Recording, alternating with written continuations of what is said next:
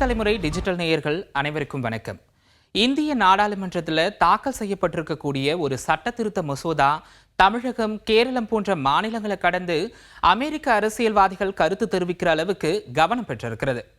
வெளிநாட்டு பங்களிப்பு ஒழுங்குமுறை சட்டம் 2026 கொண்டு வரப்பட்டிருக்கக்கூடிய இந்த திருத்தங்கள் ஏன் இவ்வளவு பெரிய சர்ச்சையை ஏற்படுத்தியிருக்கிறது? இது உண்மையிலேயே சிறுபான்மையினருக்கு எதிரான சட்ட திருத்தமா? எதிர்க்கட்சிகள் சுமத்தக்கூடிய குற்றச்சாட்டெல்லாம் உண்மைதானா? இதை தான் இந்த காணொளியில பார்க்க போறோம். முதல்ல FCRA அப்படின்னா என்னன்னு தெரிஞ்சுக்கணும். FCRA என்பதன் விரிவாக்கம் ஃபாரின் கான்ட்ரிபியூஷன் ரெகுலேஷன் ஆக்ட். தமிழ்ல சொல்லணும்னா வெளிநாட்டு பங்களிப்பு ஒழுங்குமுறை சட்டம்னு சொல்லலாம். அதாவது வெளிநாட்டிலிருந்து இந்தியாவுக்குள்ள வர பணத்தை யார் பெறலாம், அந்த பணத்தை எதுக்காகலாம் பயன்படுத்தலாம், எப்படி பயன்படுத்த வேண்டும், அதற்கான கணக்குகளை எப்படியெல்லாம் பராமரிக்க வேண்டும் என்பதையெல்லாம் ஒழுங்குபடுத்துகிற சட்டம் தான் இந்த FCRA. மேலும் வெளிநாட்டிலிருந்து வர நிதி நாட்டினோட நலனுக்கு பாதகமான செயல்களுக்கு பயன்படுத்தப்படாமல் இருப்பதை உறுதி செய்வதும், அந்த நிதியின் வரவு, பயன்பாடு மற்றும் கணக்குகளை ஒழுங்குபடுத்துவதும் FCRAவோட முக்கிய நோக்கம்.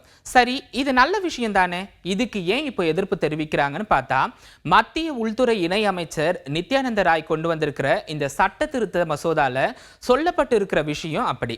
இந்த மசோதால சொல்லப்பட்டிருக்கிற விஷயங்களை சட்டமாக்குனா தொண்டு நிறுவனங்களோட சொத்துக்கள் எல்லாமே முடக்கப்படும் அபாயம் இருக்கிறதா சொல்லப்படுது. அது எப்படின்னு தெரிஞ்சுக்க நம்ம FCRA கடந்து வந்த பாதையை பத்தி தெரிஞ்சுக்கணும். 1976 ஆண்டிலேயே அப்போ பிரதமராக இருந்த இந்திரா காந்தி எமர்ஜென்சி காலகட்டத்திலேயே வெளிநாடுகளில் இருந்து பெறப்படக்கூடிய நிதி இந்திய அரசாங்கத்துக்கும் நாட்டினுடைய பாதுகாப்புக்கும் இறையாண்மைக்கும் எதிராக செயல்படுத்தப்படுவதை தடுப்பதற்காக இந்த சட்டம் கொண்டு வரப்படுதுன்னு சொல்லி அப்பவே அறிமுகப்படுத்திட்டாங்க.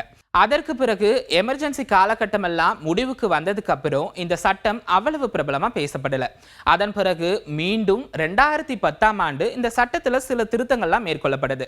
2010 சட்டத்துல முக்கியமான மாற்றம் என்னன்னு பாத்தீங்கன்னா, FCRA ரெஜிஸ்ட்ரேஷனுக்கு 5 ஆண்டுகள் வேலிடிட்டியா நிர்ணயிக்கப்பட்டது. அதாவது பதிவு பெற்ற அமைப்புகள் 5 ஆண்டுக்கு ஒரு முறை வந்து தங்களோட பதிப்பை புதுப்பிச்சுக்கிட்டே இருக்கணும். வெளிநாட்டு நிதியை பெறும் அமைப்புகள் அந்த நிதியை எந்த நோக்கத்துக்காக பயன்படுத்த போகிறார்கள் என்பதற்கான கணக்குகளையும் பதிவுகளையும் முறையாக பராமரிக்க வேணும்னு சொல்லுது. அதே போல வெளிநாட்டு பங்களிப்புல இருந்து நிர்வாக செலவுகளுக்கு பயன்படுத்தக்கூடிய உச்ச வரம்பு 50% நிர்ணயிக்கப்பட்டிருந்தது. அதாவது ஒருத்தர் 100 ரூபாய் வெளிநாட்டிலிருந்து பெறாங்கன்னு வச்சுக்கோங்க, அதுல இருந்து 50 ரூபாயை மட்டும்தான் ஊழியர்களோட சம்பளத்துக்கும் அலுவலக நிர்வாகம் போன்ற அட்மினிஸ்ட்ரேட்டிவ் எக்ஸ்பென்ஸுக்கும் பயன்படுத்துற மாதிரி விதிமுறை இருந்துச்சு.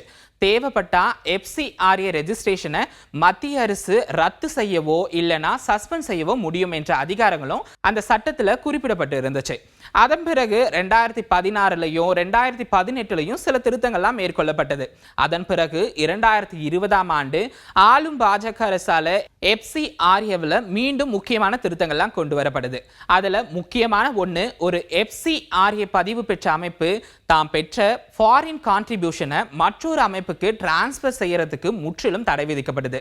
இதுல மிகப்பெரிய திருத்தம் என்னன்னா, ஒரு NGO வெளிநாடுகள்ல இருந்து பெறப்படக்கூடிய நிதியில 50% வரை தங்களோட நிர்வாக செயல்திறன்களுக்காக செலவு செய்யலாம்னு இருந்தது இல்லையா, அந்த அளவை 50% இருந்து வெறும் 20% குறைச்சு மத்திய அரசு சட்ட திருத்தம் கொண்டு வந்தது.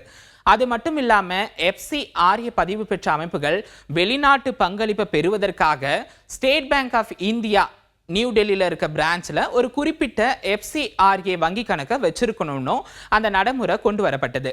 இப்போ 2026 மீண்டும் இதுல ஏற்கனவே சொன்ன முக்கியமான மாற்றங்களை மத்திய அரசு முன்மொழிந்திருக்கிறது. இந்த முறை கொண்டு வந்திருக்கக்கூடிய மாற்றம் தான் இந்த மசோதாவை சுத்தி மிகப்பெரிய விவாதத்தை ஏற்படுத்தி இருக்கிறதுன்னு சொல்லலாம். இந்த FCRA சட்டத்தின் கீழே ஒரு தொண்டு நிறுவனம் பதிவு செய்யப்பட்டு செயல்பட்டு இருக்குதுன்னு வச்சுக்கோங்க, அதுக்கு 5 ஆண்டுக்கு ஒரு முறை பதிப்பை புதுப்பிக்க வேண்டும்னு சொல்லப்பட்டது. அந்த 5 ஆண்டுக்கு ஒரு முறை அந்த பதிப்பை புதுப்பிக்கலனாலோ, அந்த தொண்டு நிறுவனத்துடைய பதிப்புரிமை ரத்து செய்யப்பட்டாலோ, அந்த தொண்டு நிறுவனத்துக்கு உரிமையான அனைத்து சொத்துக்களையும் மத்திய அரசு தன்வசப்படுத்தும் அப்படிங்கிறது தான் இந்த சட்ட திருத்தத்தோட முக்கியமான மாற்றமாக பார்க்கப்படுகிறது.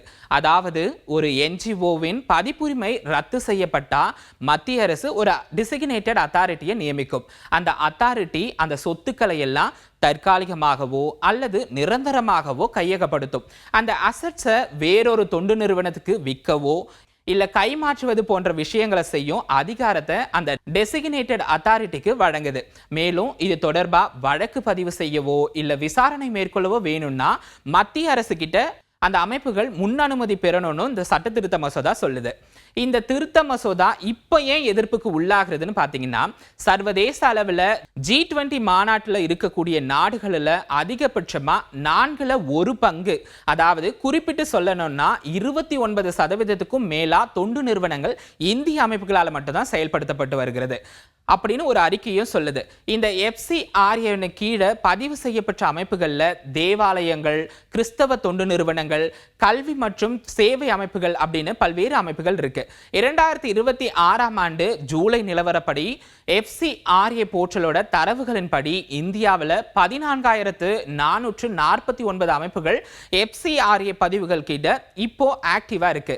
அதே நேரத்தில் 22,498 அமைப்புகள் FCRA பதிவுகள் ரத்து செய்யப்பட்டிருக்கிறதாவும், அதுல 15,212 அமைப்புகளோட FCRA பதிவுகள் காலாவதியானதாகவும் கூறப்படுகிறது.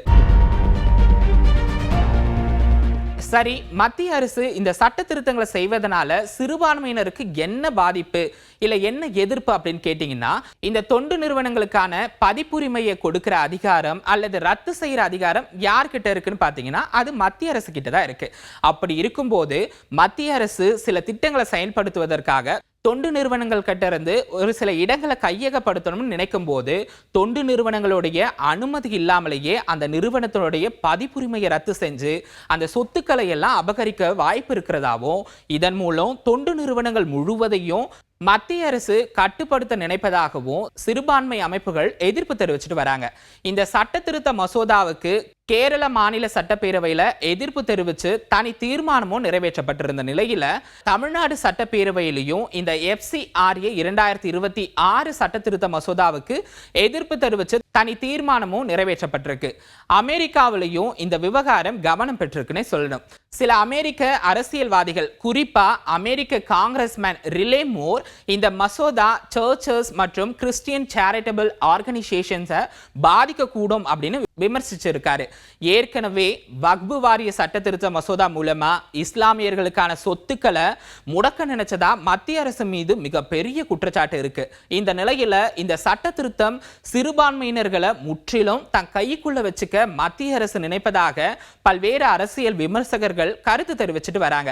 என்னதான் இருந்தாலும் இந்த சட்ட திருத்த மசோதா இதுவரைக்கும் மாநிலங்களவையில தாக்கல் செய்யப்பட்டு இருக்கிறதே தவிர இதற்கு மாநிலங்களவை மற்றும் மக்களவையில் ஒப்புதல் அளிக்கப்பட்டு குடியரசுத் தலைவருடைய ஒப்புதலுக்கு அனுப்பப்பட்டு அதன் பிறகு அவர் ஒப்புதல் அளிச்சா மட்டுமே சட்டமாக நிறைவேற்றப்படும். இந்த திருத்த மசோதாவுக்கு பல்வேறு தரப்புல இருந்து எதிர்ப்புகள் எழுந்தாலும் இந்த மசோதாவை நாடாளுமன்ற ஆய்வுக்குழுக்கு அனுப்பியிருக்காங்க. அந்த ஆய்வுக்குழு இதை ஆய்வு செஞ்சு இந்த மசோதா வேணுமா வேணாமான்னு சொல்றத பொறுத்துதான் அடுத்த கட்ட நடவடிக்கைகள் இருக்கும். இந்த FCRA அமெண்ட்மெண்ட் பில் 2026 குறித்து நீங்க என்ன நினைக்கிறீங்க என்பதை கமெண்ட் செக்ஷன்ல சொல்லிட்டு போங்க. வேறொரு இன்ட்ரெஸ்டிங்கான டாபிக்கோட நான் உங்களை சந்திக்கும் வரை உங்ககிட்ட இருந்து விடைபெறுவது உங்கள் சீதா ராஜ்குமார். நன்றி, வணக்கம்.